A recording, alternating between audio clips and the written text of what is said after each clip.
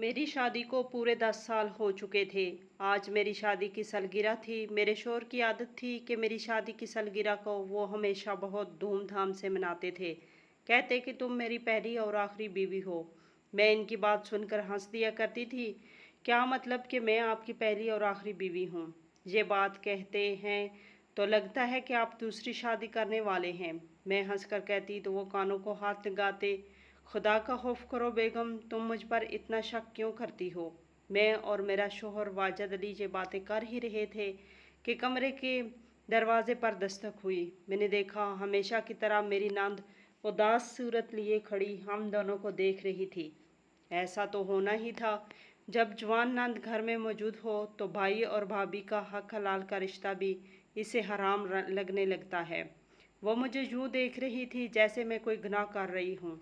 भाभी, आपको अम्मी बुला रही हैं। नंद की ये बात सुनकर मेरे माथे पे बाल पड़ गए थे। अच्छा, अम्मा बुला रही हैं तो तुम जाओ, मैं बाद में आ जाऊंगी। मेरी बात पर वो गुस्से में पैर पटकती चली गई।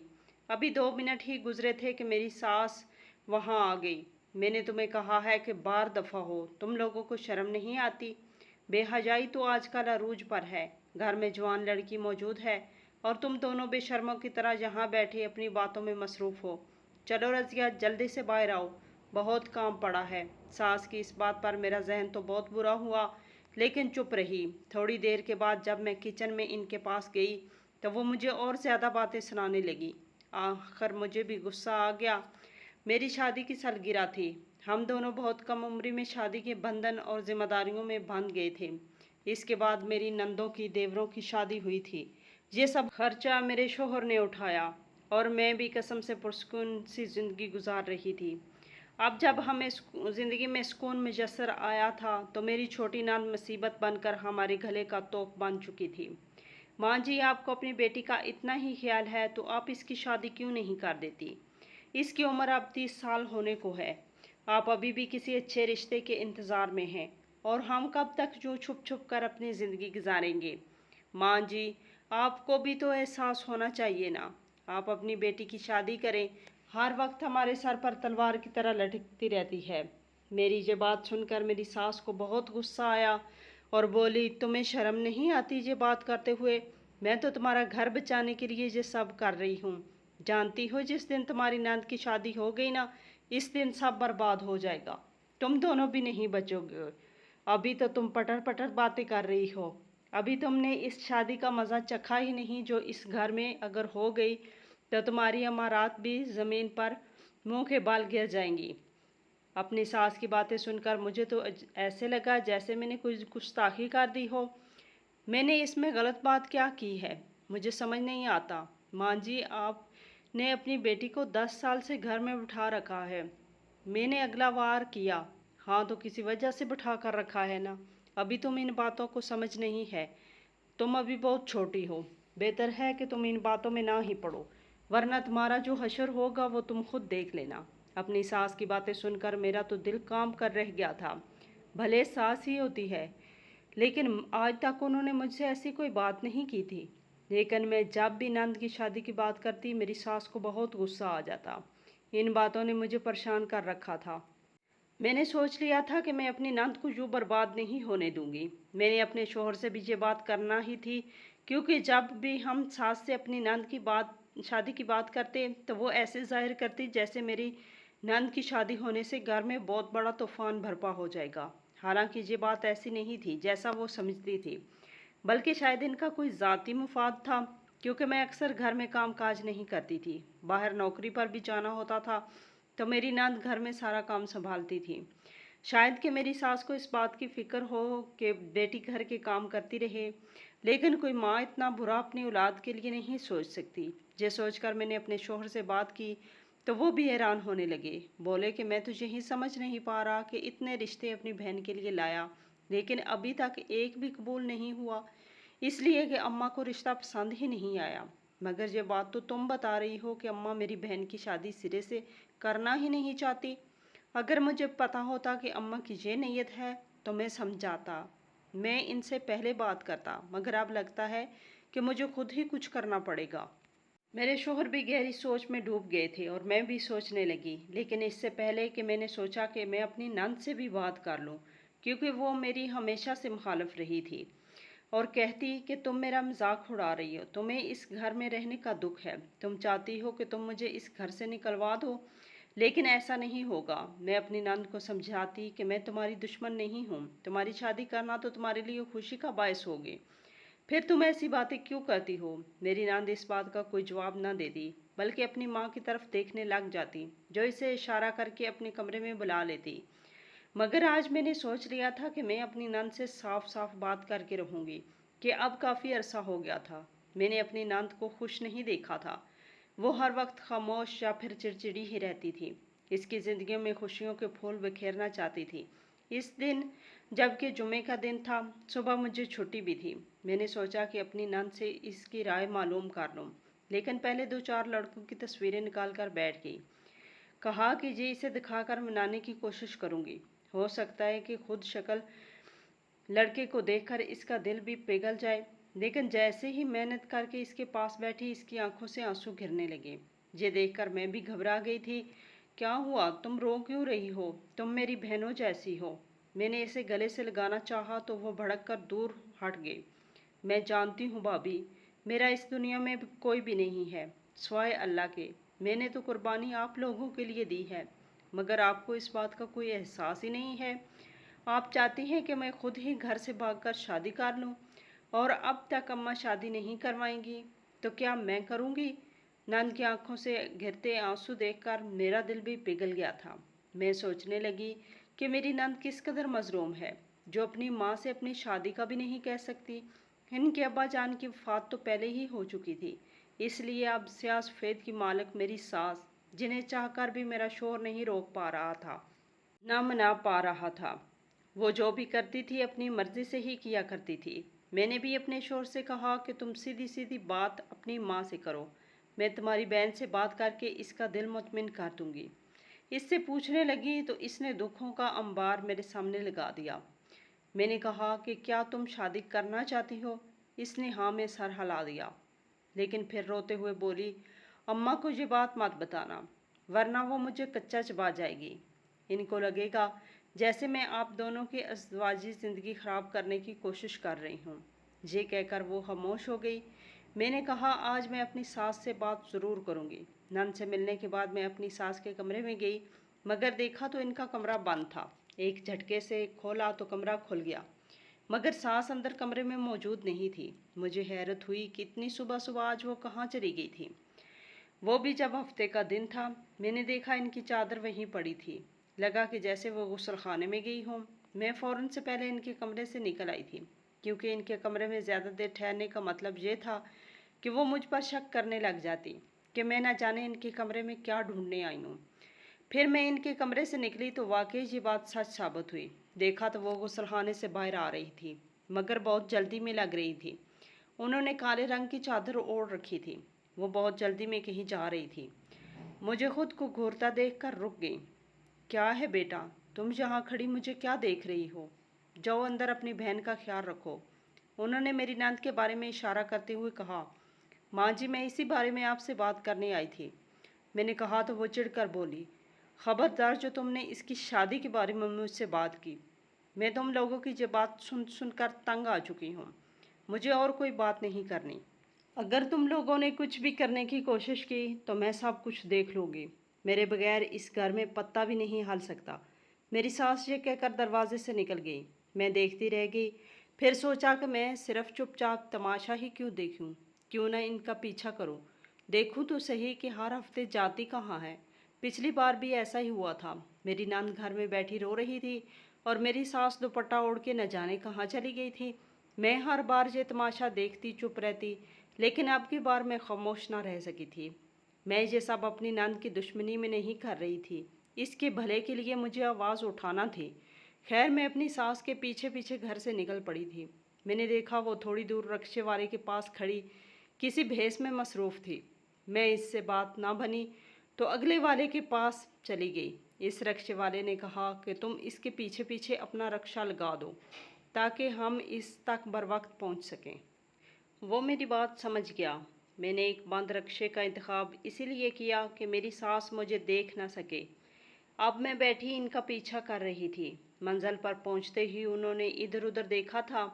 میں بھی چپ کر کے بیٹھی دیکھتی رہی۔ میں نے دیکھا کہ میری ساس بیسمنٹ میں بنے کمرے کی طرف جا رہی تھی۔ ان کو دیکھ کر مجھے اور شک ہوا۔ اگر کسی عام گھر میں ملنے کے لیے جانا ہوتا تو پھر اتنی خفیہ طریقے سے وہ کیوں جا رہی تھی؟ میں بھی پیچھے پیچھے آئی۔ دیکھا تو وہ کسی کا گھر نہیں بلکہ کسی پیر فقیر کا کوئی آستانہ لگ رہا تھا۔ وہاں وہ اندر چلی گئی۔ اندر اندھیرا تھا، روشنی بھی نہیں تھی کہ میں دیکھ پاتی کیا ہو رہا ہے۔ پھر اگر دروازے میں کھڑی ہوتی تو اور بھی برا لگتا۔ میں نے اپنی چادر تبدیل کی اور وہیں ایک دکان والے سے کچھ خریدنے لگی تھی۔ میری نظریں اسی بیسمنٹ میں تھیں۔ ادھر دیکھتے دیکھتے میں نے دکان والے سے پوچھا کہ یہ کیا ہے؟ کیا تمہیں معلوم ہے کہ جہاں کوئی عورت ہر ہفتے آتی ہے؟ وہ بولا یہاں تو کئی عورتیں آتی ہیں، مجھے کسی کا یاد نہیں رہتا۔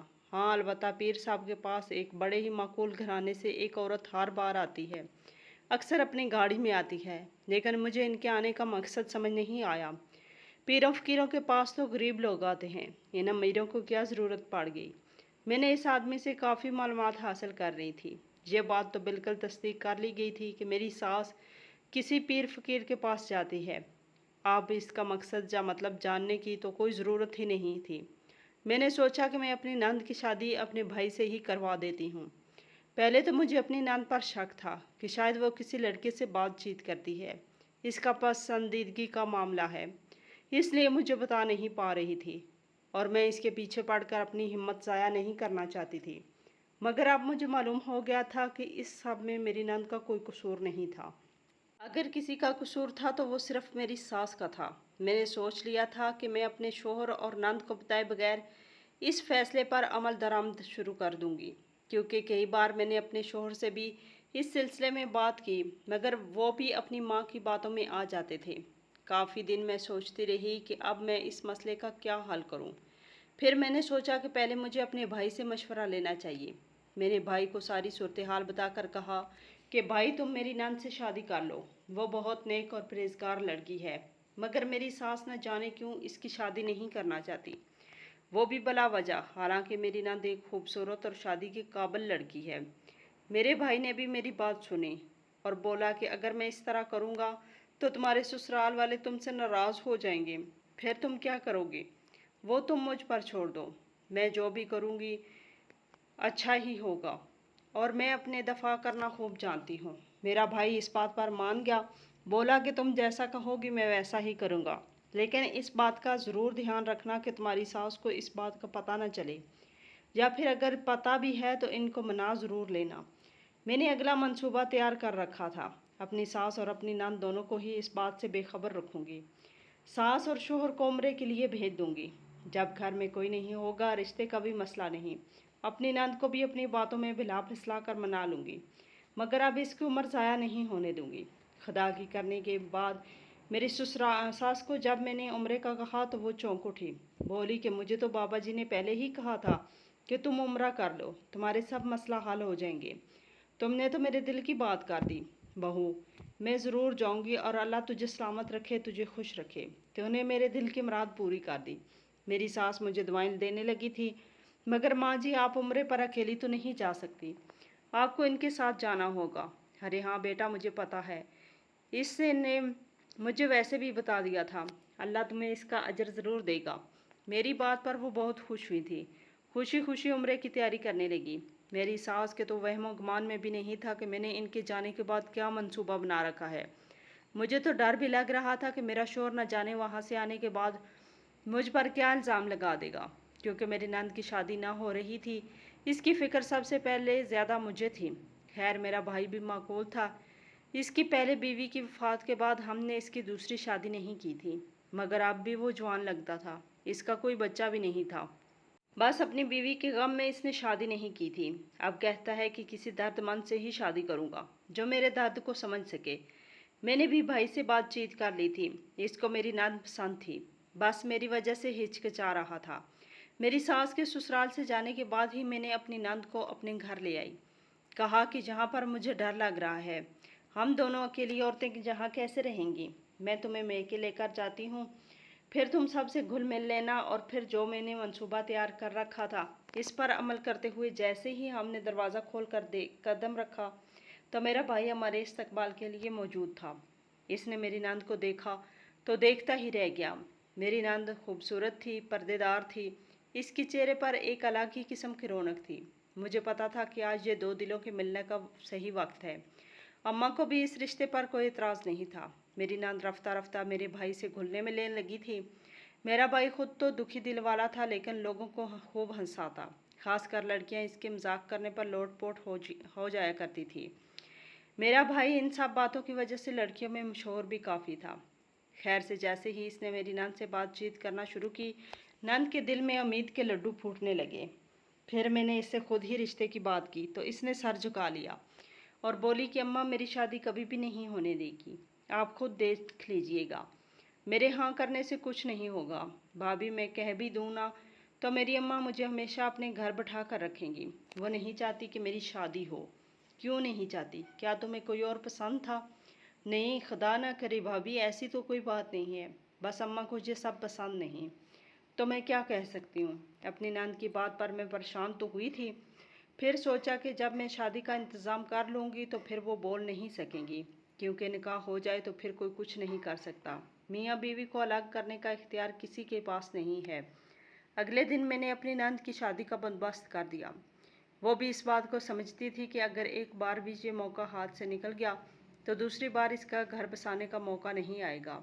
यूँ 20-25 लोगों की मौजूदगी में मेरी नंद का निकाह मेरे भाई से कर दिया गया। उसको तो यकीन ही नहीं आ रहा था कि वो सुहागन बन चुकी है। बोली कि भाभी खुदा आपको आपकी बेटियों को हमेशा सलामत रखे, इनको ऐसी इज्जत दे जो किसी को भी ना मिली हो। आपने मेरा मान रखा है, आपने मुझे सहारा दिया है। खुदा आपको इस वक्त सहारा देगा जब आपको इसकी ज़रूरत होगी।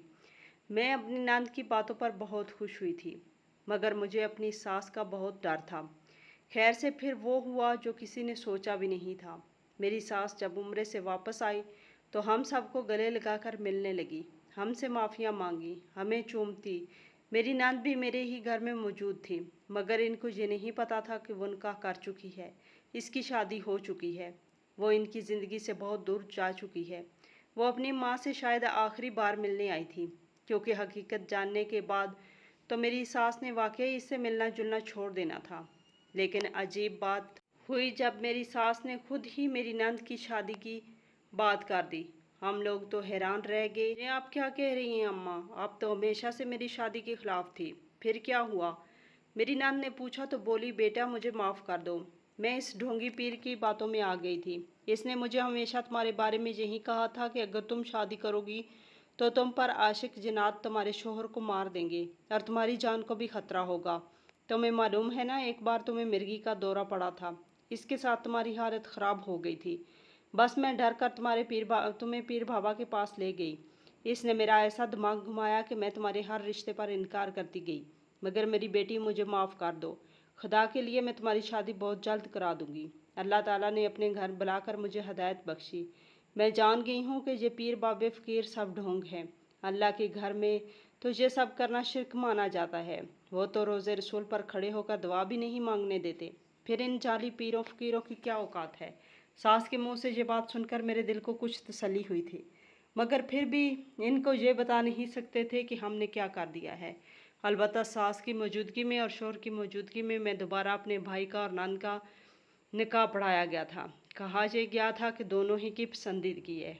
खुदा का शुक्र कि इन 25 लोगों ने मेरी सास और शोहर के कान नहीं भरे, वरना आज न जाने क्या मुसीबत होती और मेरी सास मुझसे हमेशा के लिए नफ़रत करने लगती। अलबत्ता मेरी नंद मेरी मुखलसाना कोशिशों की कदर करती है, कहती है कि आपने जो भी किया मेरे भले के लिए ही किया है।